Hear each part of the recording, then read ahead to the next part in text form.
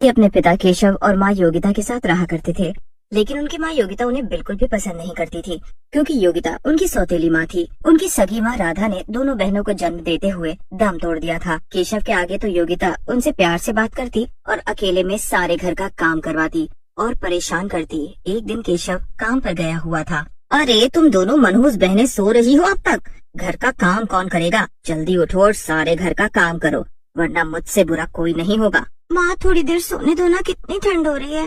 हम थोड़ा सूरज उगने पर घर का काम कर देंगे। अरे तुम मनहूसों को सूरज देख ले तो सूरज पर भी ग्रहण लग जाए। चुपचाप उठकर घर का काम करो, वरना आज दोपहर का खाना नहीं दूंगी। माँ आप सीमा को सोने दीजिए ना, मैं घर का काम कर देती हूँ। जब मनहूस तुम दोनों हो तो घर का काम भी तुम दोनों ही करोगी ना। इसके बाद में योगिता अपनी दोनों सौतेली बेटियों को उठाकर उनसे सारे घर का काम करवाती है और दोपहर में उन्हें खाने के लिए रात की बची हुई रूखी सूखी रोटी देती है। दीदी माँ हमारे साथ इतना भेदभाव क्यों करती है? हमें रूखी सूखी रोटी खाने को देती है और खुद बढ़िया बढ़िया खाना खाती है। मेरा भी बढ़िया खाना खाने का मन करता है। मानसी वो हमारी सौतेली माँ है ना, इसलिए। अगर हमारी सगी माँ होती तो वो हमारे साथ ऐसा व्यवहार कभी नहीं करती। दोनों बहनें ऐसे ही सुख दुख में अपने जीवन को काट रही थीं। एक दिन केशव किसी काम से शहर जाता है और योगिता इस मौके का पूरा फायदा उठाने की सोचती है। यही मौका है इन दोनों बहनों से हमेशा के लिए छुटकारा पाने का। अगर मैं इन दोनों बहनों को ठंड में मार डालूं तो किसी को कुछ पता भी न चले। अब योगिता दोनों बहनों को घर से निकाल देती है और दोनों बहनें ठंड में गाँव में तड़प तड़प कर घूमती हैं। दोनों भूखे प्यासे थी और दोनों बहनें ठिठुर कर अपनी जान दे देती हैं और कुछ ही पलों में चुड़ैल बन जाती हैं। ये हमको क्या हो गया? हम ऐसी क्यों दिखने लगी? मुझे भी कुछ समझ में नहीं आ रहा। सामने से एक बूढ़े काका आ रहे हैं, उनसे पूछते हैं। सामने से गांव का चौकीदार आ रहा था। वो दोनों बहनें उनके पास जाती हैं, लेकिन उन दोनों चुड़ैल बहनों को देखकर चौकीदार डर जाता है और कांपने लगता है। मुझे जाने दो, मुझे छोड़ दो, मेरी जान मत लो। अभी मुझे मेरी बेटी की शादी करनी है। भगवान के लिए मुझे छोड़ दो। अब चौकीदार ये बोलकर भाग जाता है और अपना थैला वहीं पर छोड़ जाता है जिसके अंदर खाना था। दोनों चुड़ैल बहनें उस खाना को खाने लगती हैं। सीमा ये खाना खाकर तो मजा ही आ गया। मानसी ऐसा लगा कि बहुत दिनों बाद में ताजा खाना खाने को मिला है, लेकिन वो काका हमें देखकर भागे क्यों? तभी दोनों बहनों की नजर पास में ही पड़े हुए एक टूटे शीशे पर जाती है, जिसमें वो अपना चुड़ैल रूप देखती हैं और सब समझ जाती हैं। इसका मतलब हम दोनों बहनें चुड़ैल बन गई हैं और अब हम दोनों गरीब चुड़ैल बहनों को ऐसे ही अपना गुजारा करना होगा।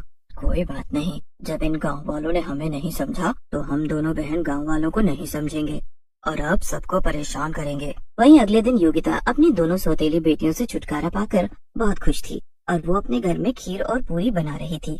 अरे वाह, क्या खुशबू आ रही है इस खीर से, और ये पूरी भी कितनी फूली फूली बनी है। आज आराम से सारा खाना अकेले खाऊंगी।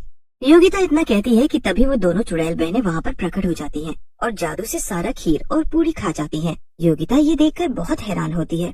अरे मैंने इतना सारा खाना बनाया था, ये अचानक से गायब कैसे हो गया? तभी योगिता को अपने पीछे दो परछाई नजर आती है। योगिता जैसे पीछे पलटती है तो पीछे दो चुड़ैल बहनें खड़ी थीं। वो उन्हें देखकर बुरी तरह से डर जाती है और डर कर बेहोश हो जाती है।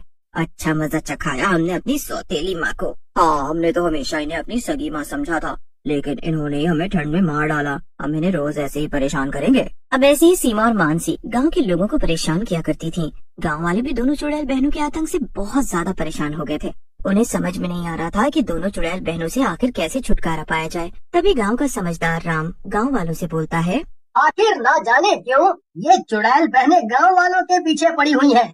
जरूर उनके साथ किसी ने कुछ तो किया है। हमें पता लगाना होगा कि आखिर गांव में कौन सी दो बहनें गायब हैं जो मर के चुड़ैल बन गई।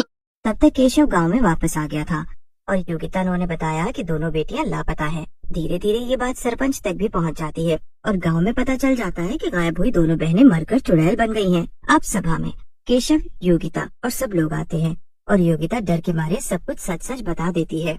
मुझे माफ कर दीजिए, मुझसे बहुत बड़ी गलती हो गई है।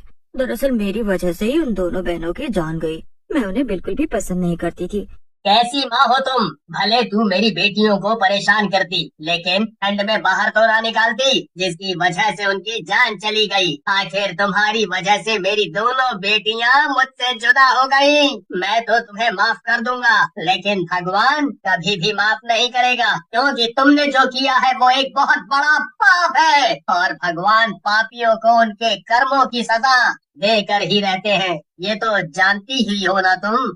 योगिता सभी लोगों के आगे बहुत रोती है, लेकिन केशव अब उन्हें माफ करने को तैयार नहीं था, जिसके बाद वो उससे हमेशा के लिए सारे रिश्ते तोड़ देता है। लेकिन चुड़ैल बहनें इतनी सी बात पर भी राजी नहीं होती। योगिता तो अब उस गांव को छोड़कर अपने मायके आ जाती है, लेकिन वो चुड़ैल बहनें तब भी लोगों को परेशान किया करती थी। एक बार एक औरत रात के समय हल्की होने के लिए जंगल में जा रही थी। तभी उसके सामने दोनों चुड़ैल बहनें आ जाती हैं और वो औरत कहती है, अरे बाप रे बाप, ये दोनों चुड़ैल बहनें यहाँ कैसे आ गईं? अब ये दोनों मुझे जाने ही नहीं देंगी, ना ही हल्के होने जाने देंगे और ना ही घर जाने देंगी। ये सब तो तुम्हें रात में हल्का होने के लिए निकलने से पहले सोचना था। अब तुम हमसे बचकर नहीं जा सकती। बहुत बुरा व्यवहार करने वाले हैं हम तुम्हारे साथ। इसके बाद वो दोनों उस औरत को आधा जमीन में गाड़ देती हैं और वो औरत पूरी रात ठंड में कांपती रहती है, जिसकी वजह से वो सुबह तक बेहोश हो जाती है। सुबह जब गांव के लोग उस औरत को बेहोश देखते हैं तो वो बुखार से तप रही थी। गांव वाले उसे बाहर निकालते हैं और औरत कहती है, अरे नास हो उन दोनों चुड़ैलों का, मुझको ठंड में मार दिया, सारी रात में ठंड में ठिठुरती रही। ये सारी बातें हो रही थी और राम सोच में गुम था। तभी एक औरत ने उसे ऐसी सोच में गुम देखकर कहा, अरे राम भाई, तुम इस तरह की सोच में गुम हो, कोई बात है तो मुझे बताओ। मैं बस ये जानने की कोशिश कर रहा हूँ कि वो चुड़ैल बहनें किसी को मार नहीं रही, बल्कि बस अपनी जरूरत की चीजों को हासिल कर रही हैं। देखिए, उन्हें ठंड में शॉल चाहिए था और उन्होंने इस औरत का शॉल ले लिया। उन्हें ठंड में भूख लगी थी और उन्होंने खाना चुराया। उनके पास ठंड में सर छुपाने को छत नहीं थी और उन्होंने गांव वालों को घर से निकाल कर उनके घर पर कब्जा किया। उन्हें सिर्फ ठंड में जरूरत में काम आने वाली चीज चाहिए और वो हमारा कुछ भी बुरा नहीं चाहती, क्योंकि उनकी सौतेली माँ को तो सजा मिल चुकी है और वो अपने मायके जा चुकी है। इसके बाद राम और सभी गांव वाले मिलकर उन दोनों की आत्मा की शांति के लिए मंदिर में पूजा करवाते हैं। गांव वाले पैसे लेकर गांव में अनाथ बच्चों के लिए एक आश्रम भी खोलते हैं। इसके बाद अचानक तेज बिजली कड़कती है और दोनों बहनें वहां प्रकट होती हैं। बाबा, आप नाराज मत होइए, इसमें आपकी कोई भी गलती नहीं है। ये सब हमारे भाग्य में लिखा हुआ था। जो हुआ, हमें आपसे कोई शिकायत नहीं है बाबा। और मुझे इस गाँव वालों से भी अब कोई शिकायत नहीं है, क्योंकि उन्होंने हम जैसे बच्चों के लिए बहुत कुछ सोचा है। लेकिन बाबा, अगर हम एक और चीज चाहते हैं तो क्या आप वो हमें दे सकते हैं?